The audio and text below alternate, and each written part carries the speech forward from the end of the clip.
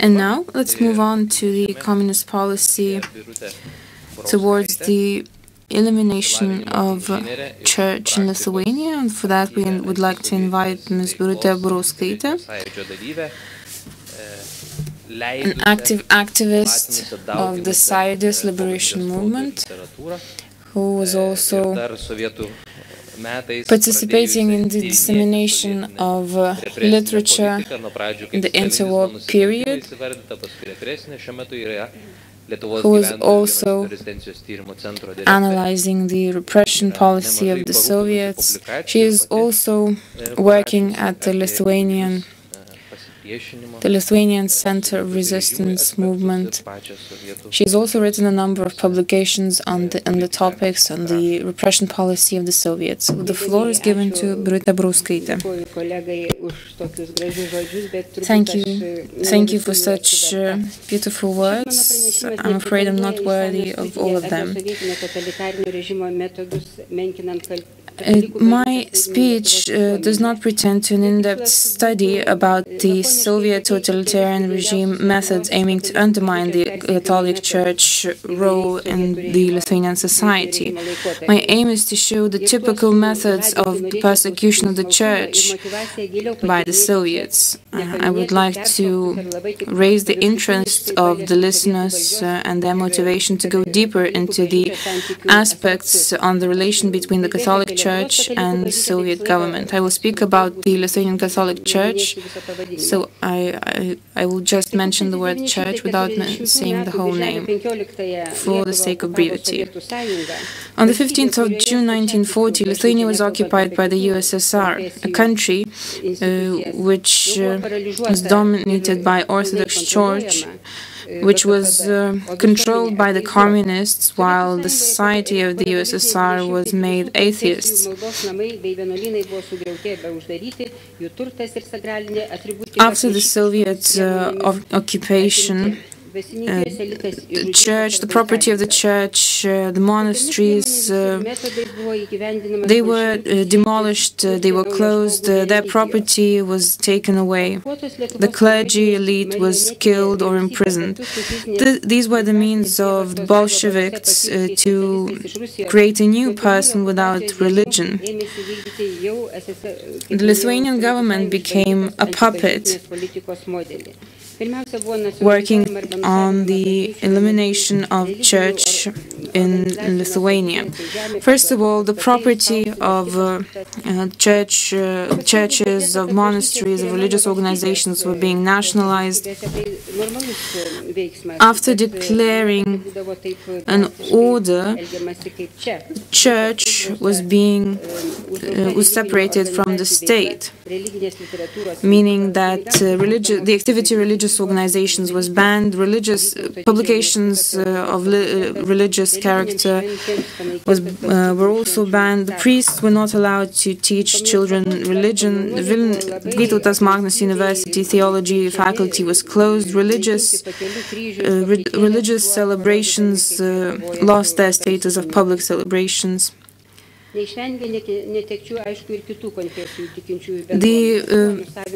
communities of other religions also suffered losses. Several synagogues were seized, 7 rabbis were imprisoned or deported, 132 clergymen were repressed, they were arrested and taken away to hard labor camps.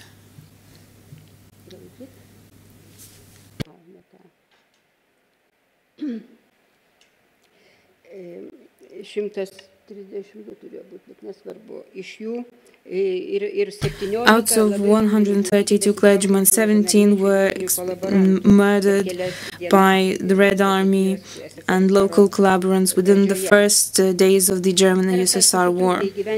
The war prevented implementing the goal of the puppet government to close all of the churches, which was planned.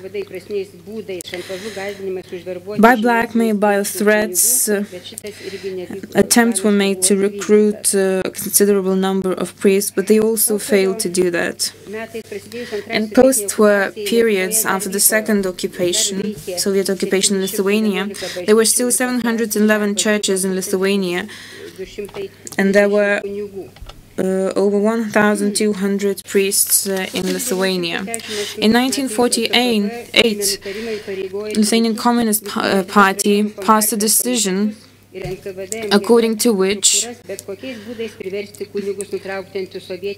all repression and communist structures had to be preoccupied with eliminating anti-Soviet activity, including the religious education of children.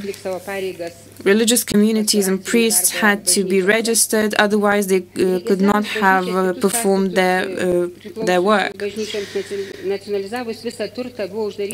After the property of churches was nationalized, the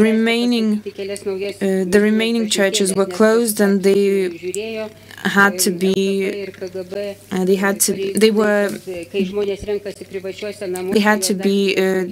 demolished.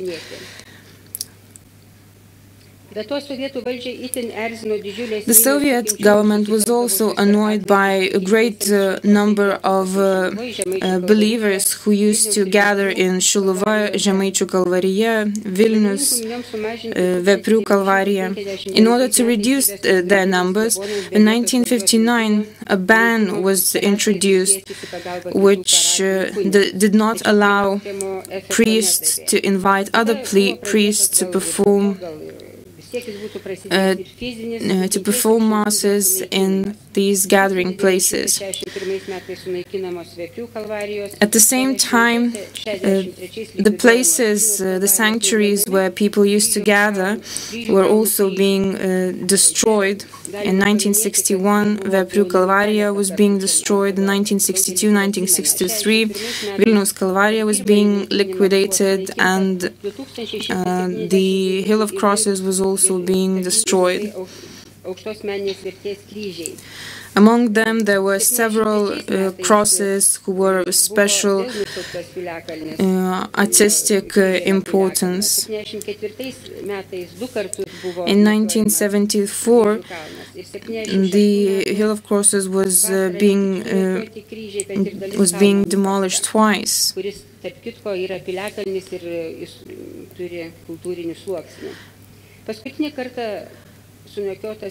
The last time it was being destroyed in 1985.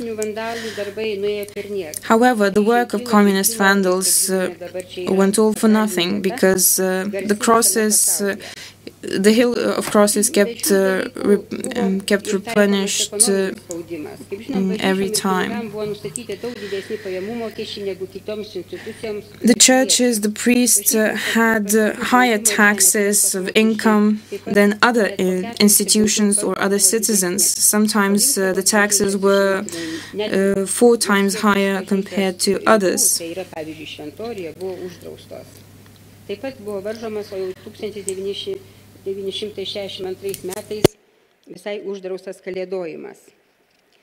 Religinės spaudos sovietmečių iki 55 metų beveik. Up until 1955, there was no religious literature. Once the KGB got to know that religious books were being disseminated illegally, they took all the measures to find out who was in charge of the illegal dissemination of religious literature. But they failed to do that. There were 7,000 praying books published in that period, 3,000 catechisms. This information is from the pre-war statistics.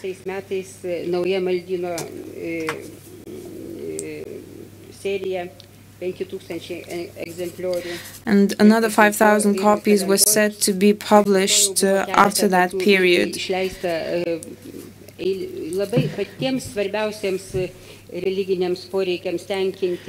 Including a literature dedicated to other religious purposes. And a great number of religious books were also brought abroad.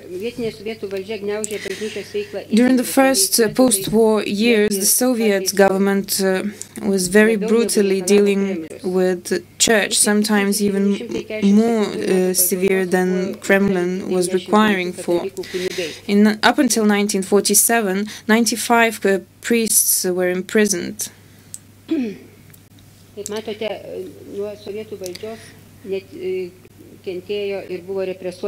As you can see, there were clergymen from different religions who suffered from the Soviet repressions. You can see the numbers in the table. Of course, the largest number of those who were repressed were Catholic priests. They also included Lutheran priests and other priests of religious beliefs that could not be determined at that time. It is estimated that by 1948, Lithuania lost more than 30% of priests. After the death of Stalin, additional 190 priests were arrested. After some time after Stalin's death, a part of priests started to come back to Lithuania. However, amnesty was not being applied to them. Therefore, those who came back to Lithuania, they were taken away to hard labor camps. Among them, there were Jonas Balčiūnas, Kazimieras Vasiliauskas, Stanislavas Dobrovolskis. Afterwards, a new wave of arrests started. Later on, priests were being arrested, and not only anti-Soviet articles were applied to them, but criminal laws were also applied to them in order to arrest them. Like, for example, priest Burneika from Klaipėda was arrested by claiming that for the building of the church, he acquired building materials illegally. After Nikita Khrushchev was ousted from the church,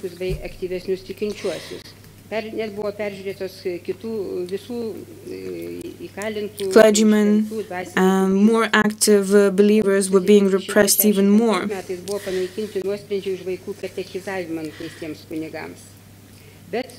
Even those, the cases after the priests who were teaching religion children, even those cases were being renewed.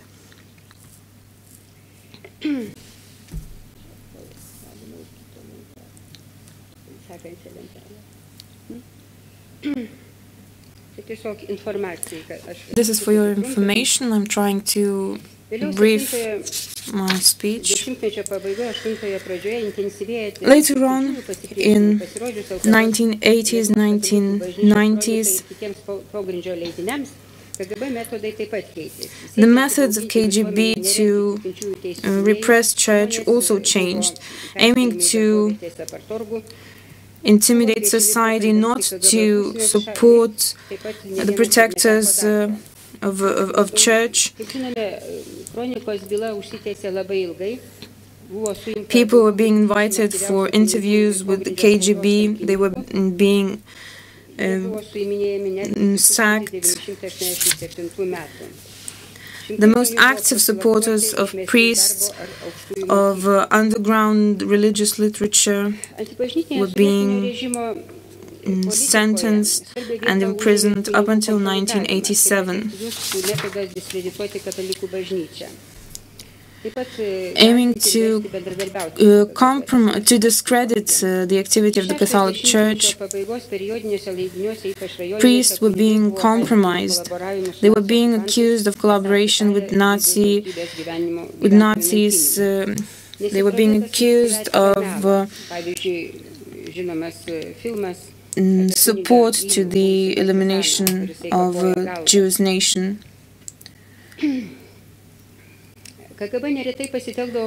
Very often KGB used journalists to compromise priests. For example, in 1983, when priest Alfonsas Svarinskis and Sigitas Tamkevičius were arrested, KGB commissioned to print a number of articles where they were being called criminals. Media managed not only to interpret certain facts, but it also managed to disseminate obvious lies. Or KGB would organize a number of campaigns. People of my age would be able to remember the provocations that used to take place before priest Zdebskis. Despite the fact that he could have been lethally injured, he suffered from burns, and he was also accused of contracting sexually transmitted disease.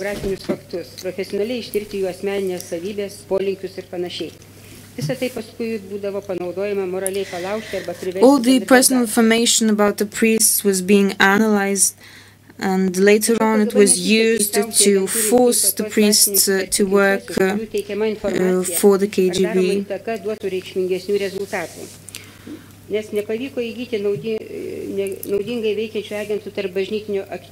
However, KGB failed to recruit the priests having great influence on a larger group of society.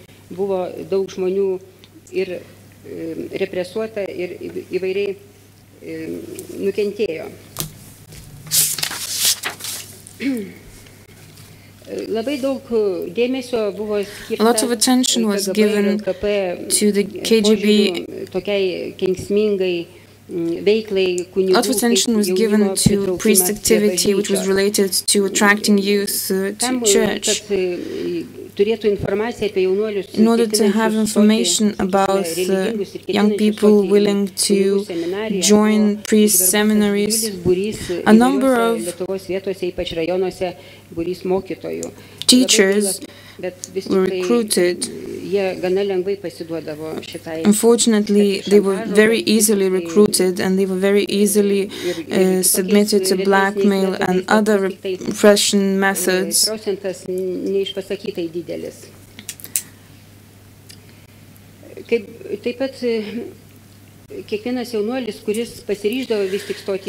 Every young person who decided to join the priest seminary, they were being treated by the KGB. They were forced to cooperate with the KGB. As you may know, the seminaries were very strictly controlled by the KGB. However, they received support from elder priests, and they knew how to behave in certain occasions. If they signed, for example, a certain agreement with the KGB, that did not mean that they sold their soul to the devil. KGB's possibilities to influence the church and its relation with Vatican reduced after Karol Wojtyla became Pope.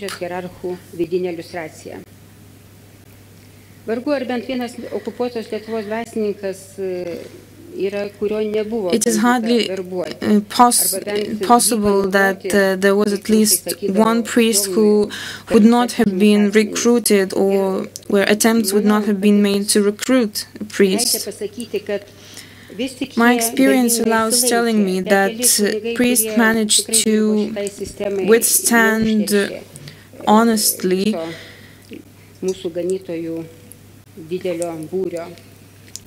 the attempts of the KGB to recruit them. I'm not sure if I have any more time. I just wanted to mention a few mysterious deaths of priests, which our law enforcement institutions up until now failed to investigate. I'm not even speaking about priest Stepsky's death, which is still being investigated. On the 11th of October 1980, Loka priest Leonas Shapoka was murdered. Soviet law enforcement institutions managed to find the killers and they were being punished, but it was a very mysterious case. And their collaboration with KGB cannot be disregarded. Shapoka was one of the publishers of the underground publication Dievo ir Tėvynės, English God and Homelands. He also published a book telling about how he was forced to cooperate with KGB and later on decided to determine his relations with the KGB. On the 24th of November 1981, during an accident in Vilnius, in unclear circumstances, Bronislavas Laurinavičius, priest Bronislavas Laurinavičius, also died. There were also versions that he was pushed under the wheels of a lorry, which determined the accident and its consequent death.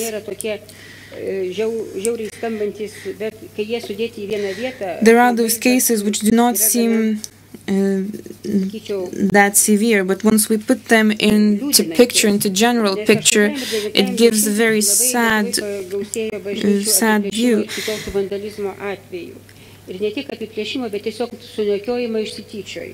In 1980s,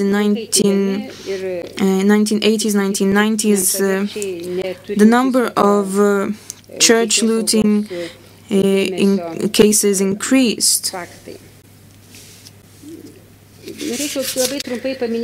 would like to mention very briefly a unique case which failed. This was an attempt of the KGB to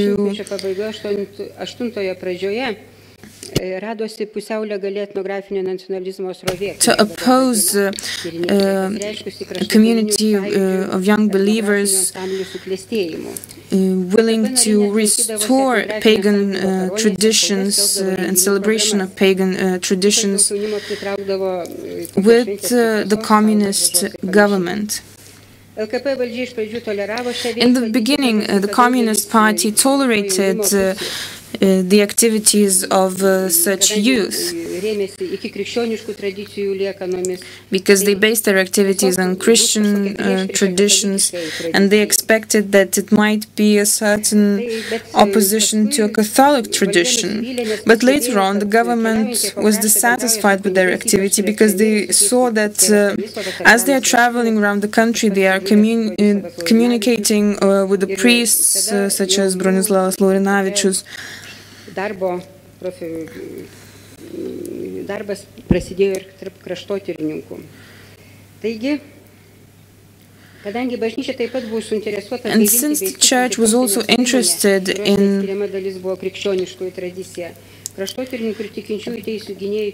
increasing number of believers, the church also became a researcher of the country. Therefore, KGB was not satisfied with the cooperation of the youth with such researchers of the country.